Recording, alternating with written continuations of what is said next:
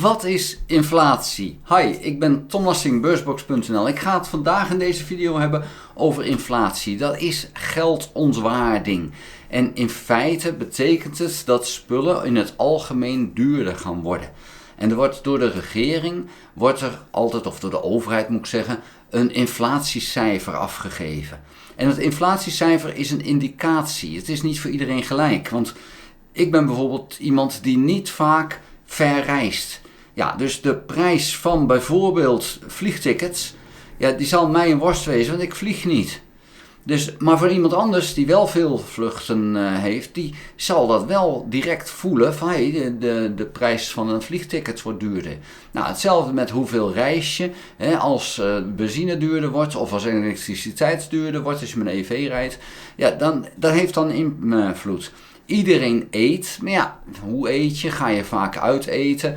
Dat soort zaken. Voor iedereen is dus inflatie anders. Maar ik had een gesprek recent met iemand die heeft spaargeld en krijgt daar een 3% rente over. En had zoiets, ja, maar krijg ik 3%.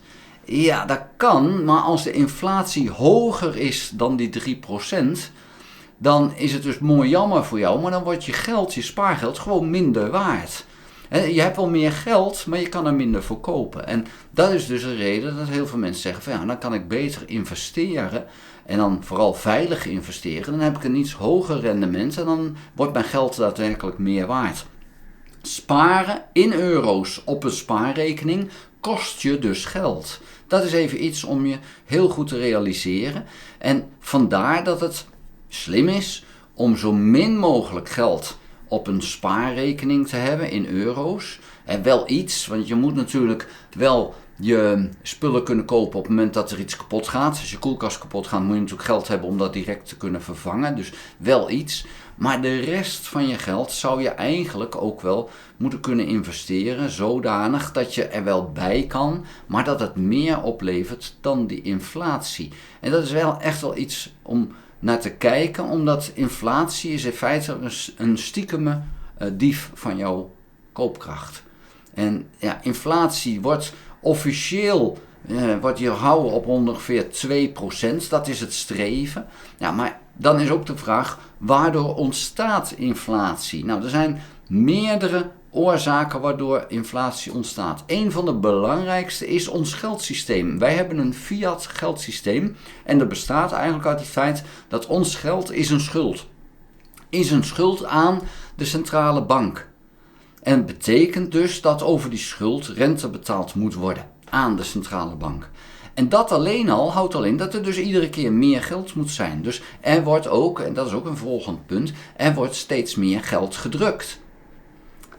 En ja, door meer geld in de economie te brengen, ontstaat er ook inflatie. Dat gaat niet 1 op 1, maar er ontstaat wel een stukje inflatie. Een ander punt is, hoe snel gaat het geld rond? Als er gewoon niks geks aan de hand is, dan blijft dat beperkt. Maar het kan zijn dat mensen ineens het vertrouwen in geld verliezen. En dat hebben we gezien toen de hyperinflatie toesloeg in Duitsland 1923. Toen was het zo, mensen kregen ieder dagdeel kregen ze hun loon. En wat er dus gebeurde, was dat er bij de fabrieken stonden de vrouwen te wachten. Dan hadden die mannen een dagdeel gewerkt, een pauze. Dan kwamen ze met hun loon, wat ze uitgekeerd kregen, naar de poort toe. Gaven dat aan een vrouw. Hun vrouw rende naar de winkel en gaf het direct uit. Want aan het eind van de dag kon het al 10% minder waard zijn, of meer. Nou, dan gaat er een hyperinflatie ontstaan. Dan gaat de snelheid waarmee geld rondgaat, gaat zo hard omhoog, dat hierdoor ook weer een inflatie ontstaat. En dat noemen we dan hyperinflatie. Dus de snelheid waarmee geld rondgaat is ook van belang. Nou, dat zien we dan ook soms in het feit dat we soms een lage inflatie hebben, omdat mensen het geld oppotten. Nou, dat is nu nog steeds eigenlijk het geval. Dat is heel gek, maar in Nederland en in België is het spaarquota is heel erg hoog. We hebben ongelooflijk veel geld op spaarrekening staan. En dat geld staat daar ja, eigenlijk niets te doen. Dat is dood geld. Niet helemaal, want de banken lenen het weer uit en dan kan er wel weer wat mee gebeuren. Maar in feite neem je dan als spaarder een risico zonder dat je er een profijt van hebt. Want de bank gebruikt jouw geld om ermee te ondernemen, om ermee risico te nemen, terwijl jij zelf maar een hele lage vergoeding krijgt. Dan kan je dus beter zelf investeren en het niet aan die bank overlaten.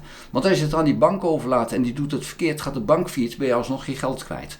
Dus vandaar dat ik een groot voorstander ben van voorzichtig, en dan met nadruk voorzichtig, investeren. Bijvoorbeeld in neo-finance leningen. Of ga een deel van je spaargeld in goud wegzetten. Online goud, dat is ook een mogelijkheid. Dat je een goudrekening opent en het daarin wegzet. In plaats van in een spaarrekening met eurorekening dat zetten. Want dat kost je zeker geld. Die spaarrekening bij de bank kost je gewoon geld, hoe dan ook. Als je het in goud zet, over de lange termijn gezien, wordt goud niks meer waard, maar het blijft evenveel waard. Het loopt mee met de inflatie.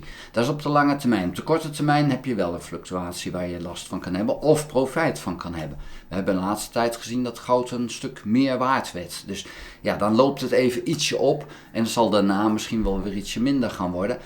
Maar de goud had nog wel wat in te halen. Dat is eventjes mijn verhaal over inflatie. En toch ook hoe je daar dan iets aan kan doen. Want dat is natuurlijk ook van belang. Het belangrijkste is, als je spaargeld hebt, doe er iets anders mee dan het op een spaarrekening in euro's te hebben. Want dat is de 100% zekere manier om je geld minder waard te laten worden, ondanks dat je de rente verkrijgt. Ik hoop dat die les in ieder geval is aangekomen. Vond je de video interessant? Geef een duim. Heb je nog geen abonnement op dit videokanaal? Log in bij YouTube in je account en abonneer je op dit kanaal. Druk dan ook op het belletje, krijg je notificatie als ik een volgende video gemaakt heb. Ga ook naar www.beursbox.nl, kijk op die website en schrijf je daarin op de dagelijkse nieuwsbrief. Dank voor het kijken. Houdoe!